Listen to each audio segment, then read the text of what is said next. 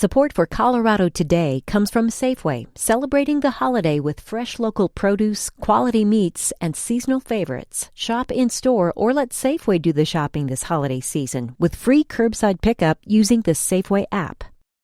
Support for Colorado Today comes from Credit Union of Colorado. With access to over 30,000 ATMs and a mobile app, they're dedicated to offering the services of a big bank with a heart. Learn more at honestlygood.org. Looking for some fresh lines at a ski hill off that I-70 beaten path? Well, a new chairlift is opening at Cuchara Mountain Park down in southern Colorado. Well, not a new one exactly, but a refurbished lift at a ski area that's slowly coming back to life after being closed for almost a quarter century. It's been a years-long process of fundraising and volunteer work to get the chair operational again, but it just passed a state-required test, and Cuchara hopes to open the lift to the public again by the new year. I'm Dan Boyce.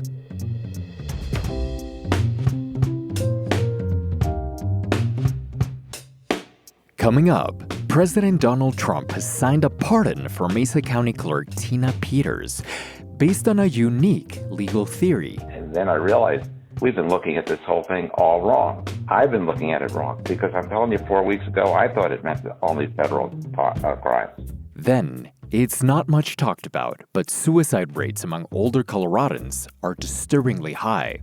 And what makes this especially striking is that youth suicide rates in Colorado have actually dropped in recent years. And light your candles. It's the second night of Hanukkah. Hanukkah linda sta aquí, ocho candelas para mí. It's Monday, December 15th. Here's the news in Colorado today.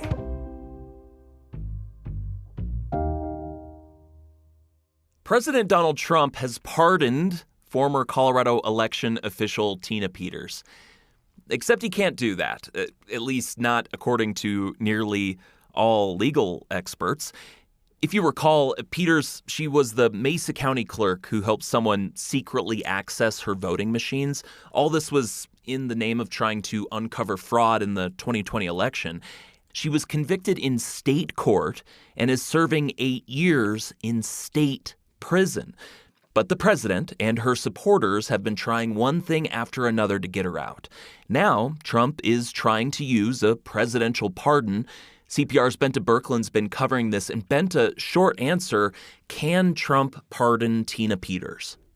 No, legally he can't. For the whole history of this country, presidents have only used their pardon powers for federal convictions. But Peters' attorney sent Trump a letter recently arguing for a new reading of the Constitution that would let the president erase state convictions as well. Where did this lawyer get that idea? Well, her attorney, his name is Peter Titkin, and he's a longtime friend of President Trump. They actually went to high school together. Apparently, he was rewatching the Steven Spielberg film Lincoln, and it got him thinking about whether when the Constitution talks about the United States, it's only referring to the federal government, or could it also include individual states as well? And then I realized we've been looking at this whole thing all wrong. I've been looking at it wrong because I'm telling you, 4 weeks ago, I thought it meant only federal crimes. Titkin made that argument to Trump, sent him a letter recently, and it seems like so far the president was convinced. Does anyone in the legal establishment share this view? Not that I've found so far. Colorado's Democratic Attorney General was quick to dismiss it. He called it an outrageous departure from what the Constitution actually says. Governor Jared Polis also said President Trump has no authority over a state conviction or state crimes. So is Trump somehow moving forward with the pardon? It looks like he's trying to. He's signed an official grant of clemency, giving Peters a full and unconditional pardon and directing the Justice Department's pardon attorney to move forward. I don't think we know what happens next, though, since Colorado's Attorney General and Governor Jared Polis have both said Trump doesn't have the power to do this. So I imagine the courts are going to have to get involved. Benta, while I have you, I want to ask about another Colorado election story. It also connects to the Trump administration. The Justice Department recently sued Colorado to get access to information about voters here. What's going on with this one? Yes.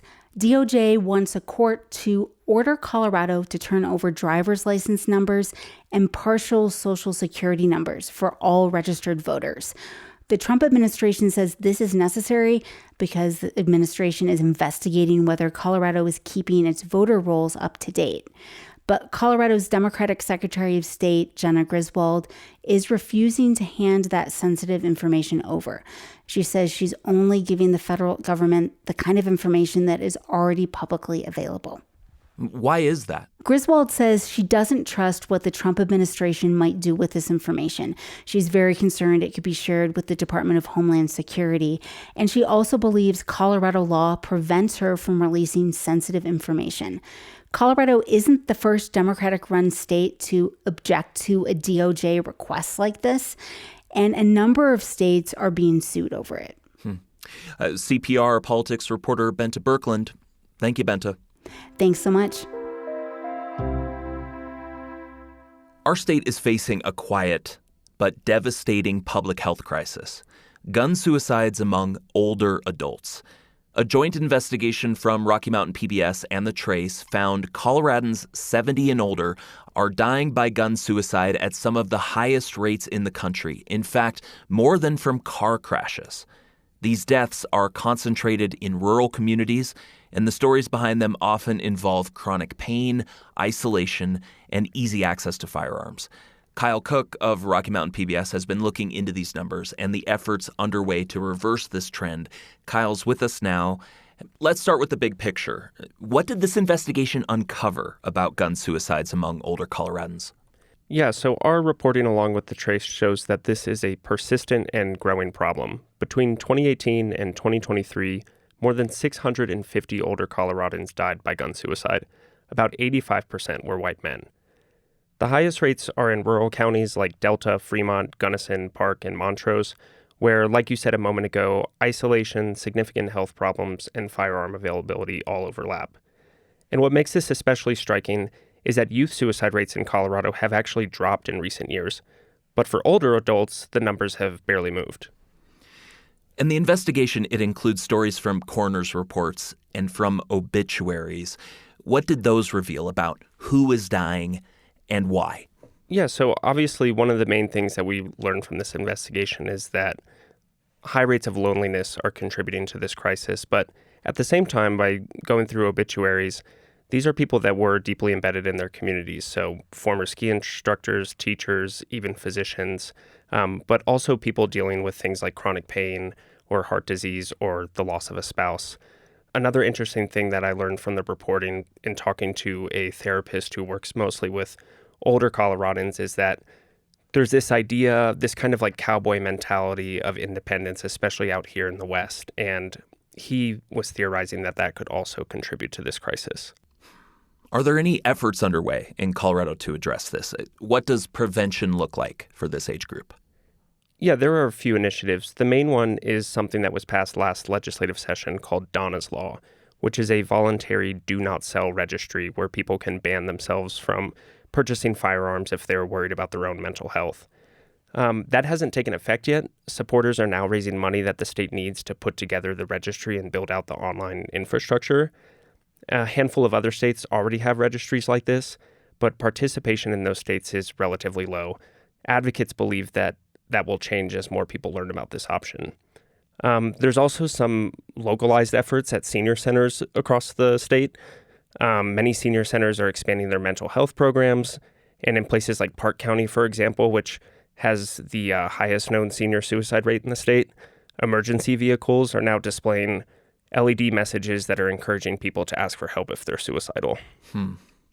What about access to care? We know rural Colorado especially has shortages in care. Yeah, that's a major barrier in addressing this crisis. A recent report found that there's just one mental health provider for every 1,300 or so people in rural areas, and nearly every Colorado county is considered short-staffed. Providers who work with older adults say that many of these clients don't necessarily see themselves as candidates for therapy, or they feel like they shouldn't burden others. But they also said that small gestures, things like regular check-ins or remembering details about someone's life, can make a big difference when isolation is such a big part of this crisis. Kyle, have you gotten any reaction so far to your reporting? Yeah, anecdotally, we've heard from older readers who resonated with some of what we were talking about in terms of loneliness and even things like chronic pain. We also heard from people who are trying to fundraise to create that Do Not Sell registry about how they're trying to get that done. Thank you very much, Kyle. Kyle Cook, a news editor with Rocky Mountain PBS. If you or someone you know is experiencing a mental health crisis, you can call or text 988 for support.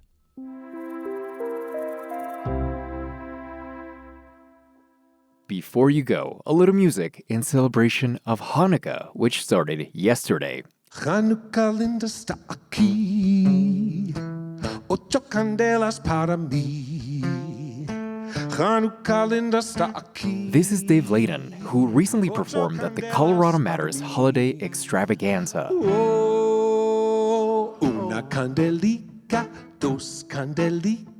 He's singing in a language known as Ladino, or Judeo-Spanish, the language of the Iberian diaspora of Jews and Sephardic Jews. So it's this really dynamic language that includes Castilian Spanish and elements of Hebrew, Aramaic, Arabic, a little Portuguese and things like that. Oh, 1, 2, ready, go! Una candelica, dos candelicas, tres candelicas, cuatro candelicas, cinco candelicas, seis candelicas, siete candelicas, ocho candelas para mí. Ladino is a language that's nearly extinct. Many of its speakers were killed during the Holocaust. But it lives on in songs like the one that Layden is singing. It's called Ocho Candelicas, meaning 8 little candles, by Flori Jagoda. Flori Jagoda was a Bosnian-born composer and singer who moved to the United States and has really been one of the major cultural stewards in the 20th century for this music and for Sephardic music. And she passed away a few years ago, but I'm really grateful that we have so much of her music recorded because it's as I think about being a parent and raising my kids in a multicultural community and a multicultural family, to be able to celebrate kind of how dynamic and diverse the Jewish experience can be as well. Una candelica, dos candelicas. You can catch Layden's full interview this Friday, plus a variety of other musical and comedy acts, in the radio broadcast of the 10th annual Colorado Matters Holiday Extravaganza. Ocho candelas para mí.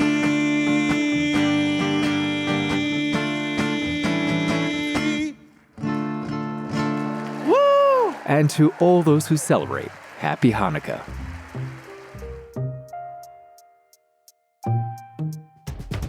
Reporting for today's show came from CPR's Tom Hess, Chuck Murphy, KRCC's Shauna Lewis, and Colorado Matters' own Ryan Warner.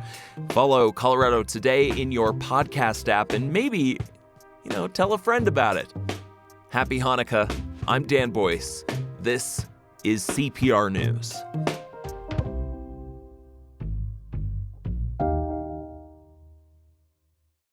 Support for Colorado Today comes from Safeway, offering convenient delivery and free pickup to help with the busy times this holiday. Online customers enjoy the same prices, deals, and rewards as in-store. Get started in the Safeway app or at Safeway.com. Support for Colorado Today comes from Credit Union of Colorado. With access to over 30,000 ATMs and a mobile app, they're dedicated to offering the services of a big bank with a heart. Learn more at honestlygood.org.